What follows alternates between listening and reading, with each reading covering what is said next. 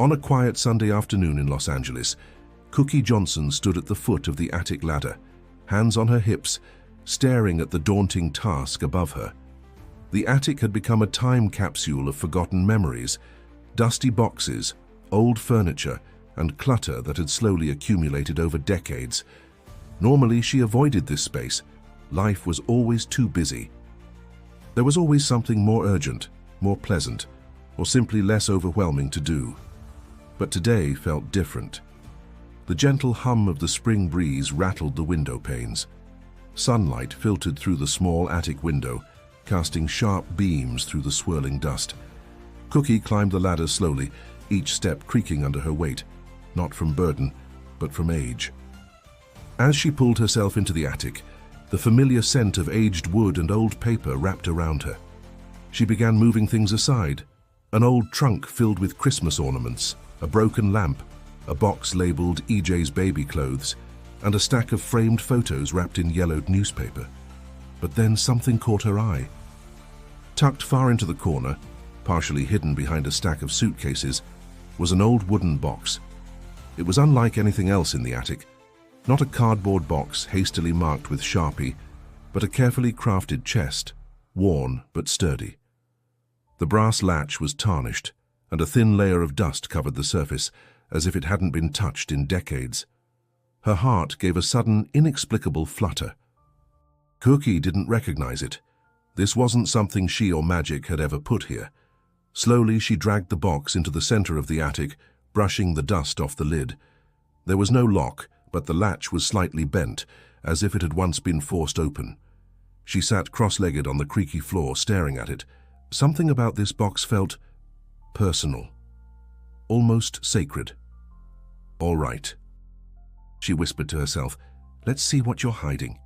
The moment she opened the lid, the scent of old paper, ink, and something faintly floral wafted into the air. Inside were neatly stacked envelopes, brittle with age, tied together with faded ribbons. Underneath them, a stack of photographs, and beneath that what appeared to be a small leather-bound journal.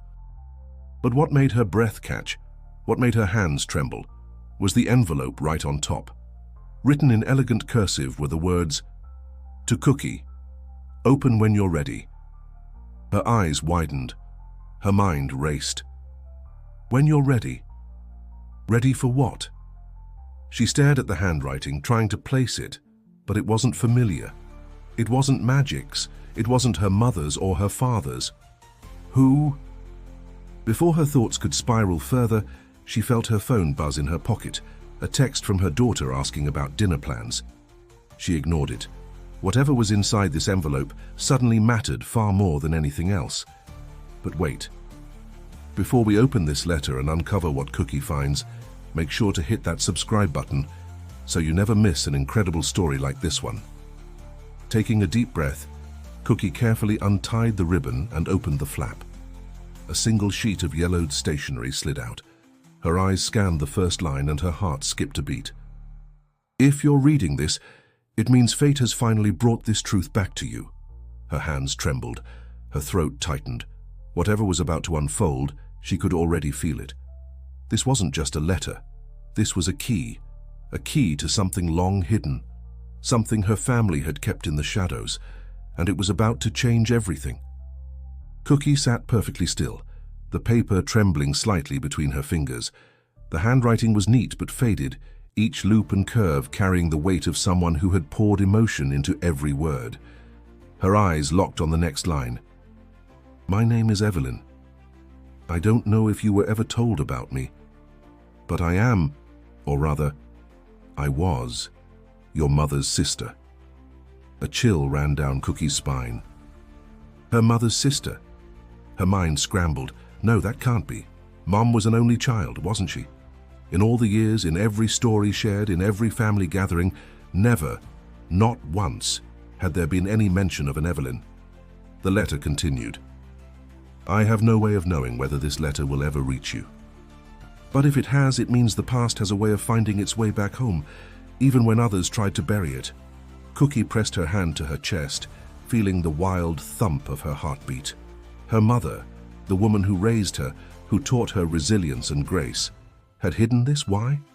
She carefully set the letter aside and dug deeper into the box. There were more letters, each one labeled by date.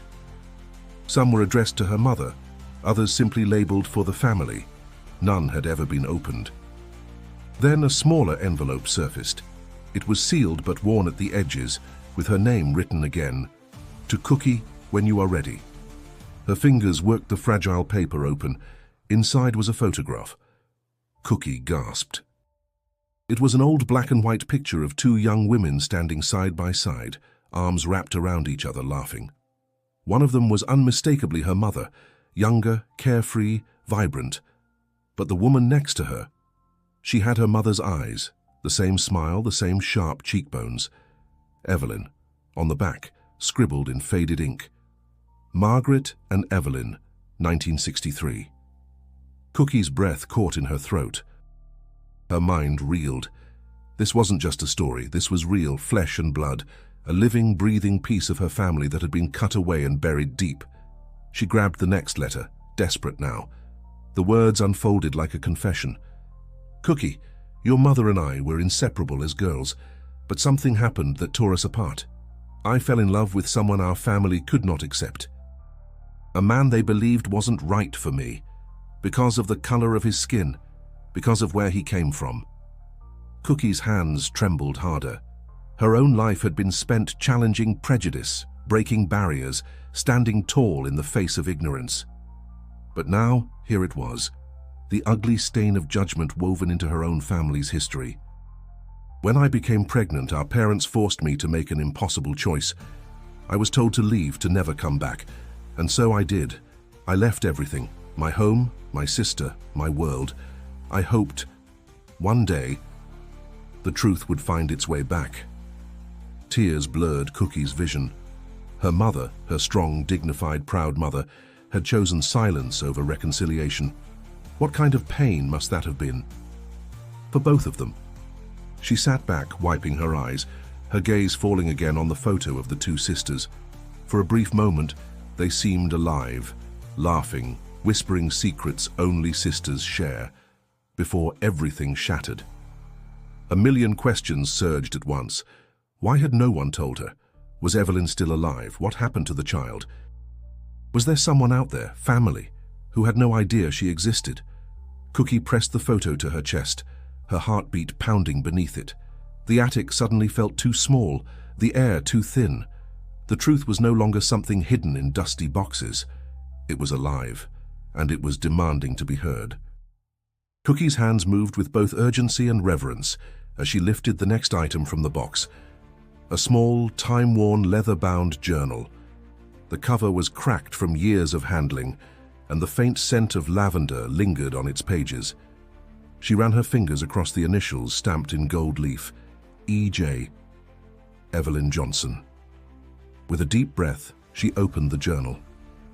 The first page was dated March 5th, 1964. I don't know who will ever read this, maybe no one, but if someone does, I need them to understand. I was never ashamed of who I loved. But my family was. Cookie flipped slowly through the pages, reading fragments of a life torn apart by prejudice and judgment. The words painted vivid images of Evelyn falling in love with a kind, soft-spoken man named Richard Matthews, a man her parents disapproved of simply because of his skin color, a black man in a world and a family that refused to see past that. When I told my parents about Richard, they told me I had brought shame to the family. They gave me a choice, leave him or leave them. Her throat tightened. Cookie read on. When I refused to abandon him, they locked me out.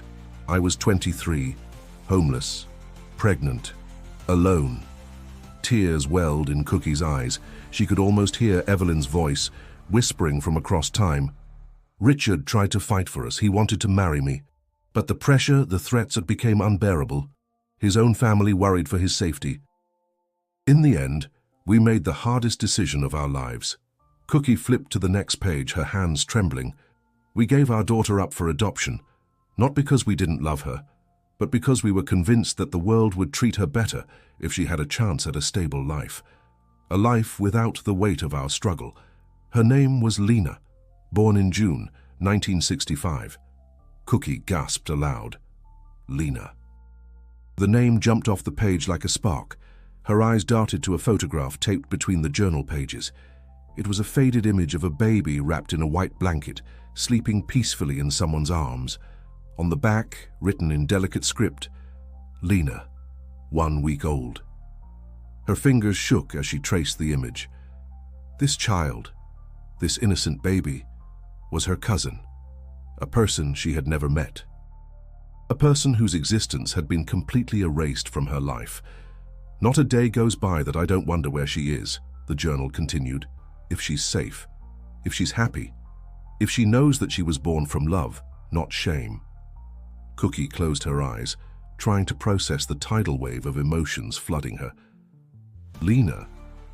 Was she still alive? Did she ever try to find her birth family? Did she even know they existed? Her gaze dropped back to the box. Beneath the journal, another bundle of documents lay neatly stacked. Hospital discharge papers, an adoption certificate, and a faded receipt from an agency in Chicago. Cookie felt the weight of it all pressing down on her. Generations of pain, silence, and choices made under impossible circumstances. This wasn't just Evelyn's story. This was Cookie's story too. A story of hidden roots, broken connections, and now, the possibility of something more. A quiet resolve began to take hold. The woman who had built a life on strength, love, and resilience could not, would not, ignore this truth. She had to know what happened to Lena. No, she needed to find her. Because sometimes the past doesn't stay buried. Sometimes it waits. Waits for someone brave enough to unearth it and heal what was broken. Cookie sat on the attic floor, the box's contents sprawled around her like pieces of an unsolved puzzle. Her hands moved with a new kind of purpose now, careful but determined. She picked up the stack of documents, flipping through aged adoption papers, notarized letters, and hospital records. Her eyes landed on one crucial document, the final adoption decree. It was dated September 2nd, 1965, issued in Cook County, Illinois. The name leapt from the page, Lena Matthews. Matthews, Evelyn had given her daughter the surname of her father, Richard. A surge of adrenaline rushed through Cookie's veins. This wasn't some abstract story anymore. Lena was real, alive, somewhere out there. She pulled out her phone and opened a search engine. Fingers trembling, she typed, Lena Matthews, Chicago. Dozens of results popped up. LinkedIn profiles, Facebook pages, news articles. But it was like searching for a shadow in a crowd. Too many matches. Too little to go on. Cookie scrolled faster, scanning each face, each bio, each scrap of information, hoping something would click. Then, a profile caught her eye. A woman named Lena Matthews, living in Chicago, age 59. Her profile picture was small and blurry, but Cookie's breath caught in her throat. The shape of the eyes, the curve of the smile. It was subtle but undeniable. There was something familiar, something that echoed her own mother's face. She clicked on the profile. Public posts were scarce. A few photos with friends, a post about volunteering at a community center. Nothing definitive, but enough to confirm that Lena was real and reachable. Her heart pounded as her thumb hovered over the message button. But then doubt crept in. What do I even say? Hi, I found a box in my attic that says we're related. What if she doesn't believe me? What if she wants nothing to do with this? Cookie stood, pacing the attic floor, wringing her hands. She had faced a lot in her life. The scrutiny of the public eye, her sons coming out in the face of national attention, business challenges, personal battles. But this felt different, more intimate, more fragile. Then she noticed something, a small folded piece of paper tucked beneath the adoption certificate. Carefully, she unfolded it. It was a photocopy of a letter from Evelyn to the adoption agency. The final line struck Cookie like lightning. Please, if she ever asks, let her know she was always loved, always wanted. Tears filled her eyes. That was her answer. Lena deserved the truth, whether she wanted it or not. She deserved to know that she was never abandoned in spirit, only forced apart by cruel circumstances. Her fingers hovered over the phone again. This time, instead of messaging, she searched the phone directory. A listing popped up. Lena Matthews, Chicago IL. She pressed call before her fear could stop her. The phone rang once, twice, 3 times. Hello? A woman's voice, warm, curious, slightly cautious. Cookie's mouth went dry. For a moment, no words came. Then, pushing through the lump in her throat, she managed to speak. Hi, I hope I'm not intruding.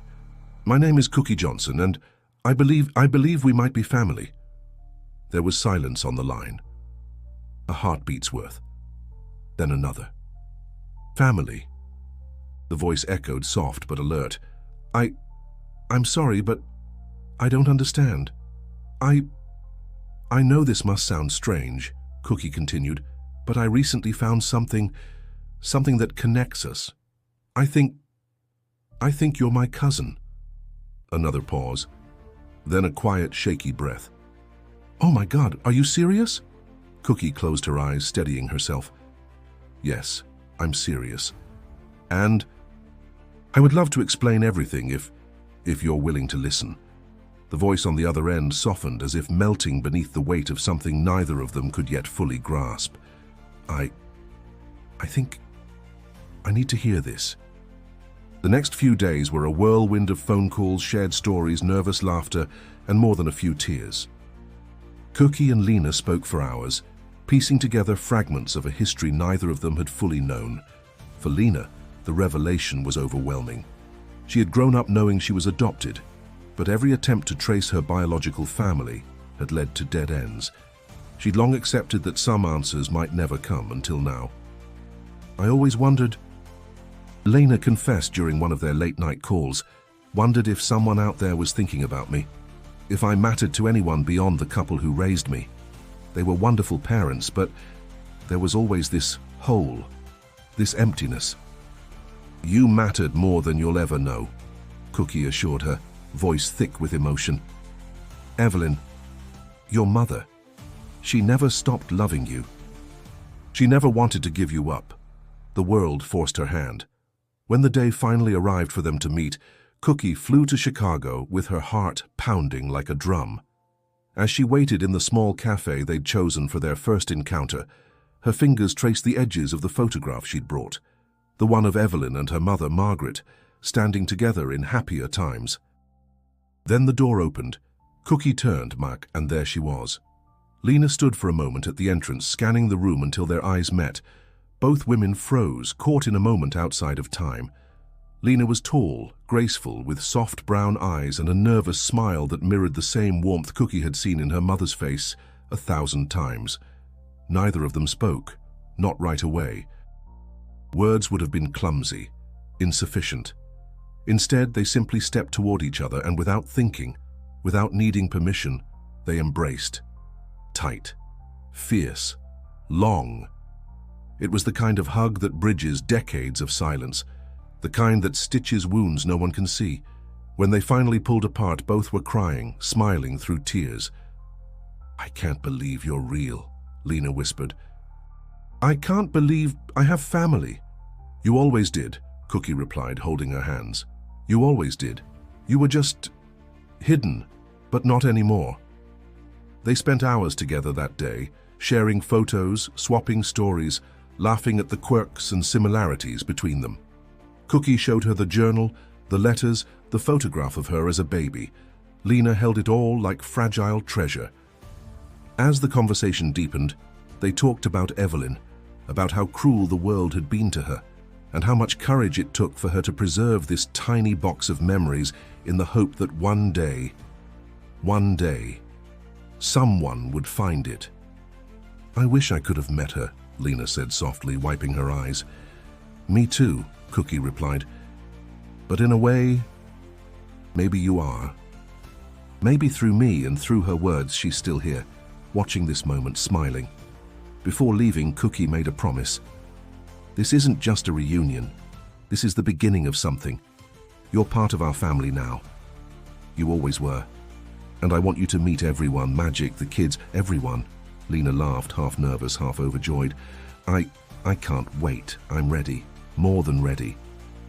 As Cookie boarded her flight home later that evening, She reflected on how strange and beautiful life could be, how the past, no matter how deeply buried, has a way of finding its way back, not to haunt us, but to heal us.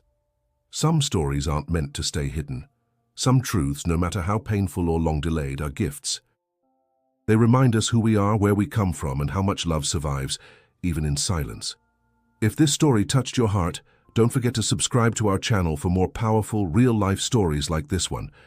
And if you want to hear another incredible story, click on the video that's appearing on your screen right now.